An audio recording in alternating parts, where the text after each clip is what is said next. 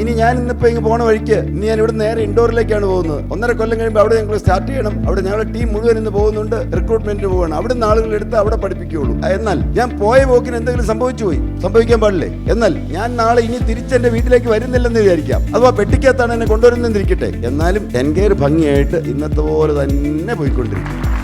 അതാണ് നിങ്ങൾ ഫോക്കസ് ചെയ്യേണ്ടത്. ഞാൻ ഒരു കാലത്ത് ചിന്തിച്ചിരുന്നു, ഈ ജോൺ എന്ന് പറഞ്ഞ മഹാനായ മനുഷ്യൻ അവനില്ലെങ്കിൽ ഒന്നും നടക്കില്ല എന്ന് ചിന്തിച്ചിരുന്ന ഒരു കാലമുണ്ട്. അത് ലോകത്തിലെ ഏറ്റവും വലിയ വിഡ്ഢിത്തമാണ്. എന്നേക്കാൾ ഭംഗിയായിട്ട് ചെയ്യാൻ ഞാൻ ആളുകളെ വളർത്തിക്കൊണ്ടുവരുന്നില്ലെങ്കിൽ ഞാൻ ഒരിക്കലും ഒരു നേതാവല്ല, ഞാനൊരു സ്ഥാപനം വളർത്തി വലുതാക്കാൻ ഒരിക്കലും യോഗ്യനല്ല എന്നുള്ളതാണ് സത്യമായ യാഥാർത്ഥ്യം. നമ്മളെക്കാൾ കഴിവും ടാലന്റുമുള്ള എന്തുമാത്രം മനുഷ്യരുണ്ട്. അവരെ നാം വളർത്തിക്കൊണ്ടുവരണം, അവരെ ഉയർത്തിക്കൊണ്ടുവരണം, അവർക്ക് അങ്ങ് ഏൽപ്പിച്ചു കൊടുക്കണം. ചിലപ്പോൾ അബദ്ധങ്ങൾ പറ്റും, നമുക്ക് അപകടം പറ്റുന്ന രീതിയിൽ പോയിന്നിരിക്കും.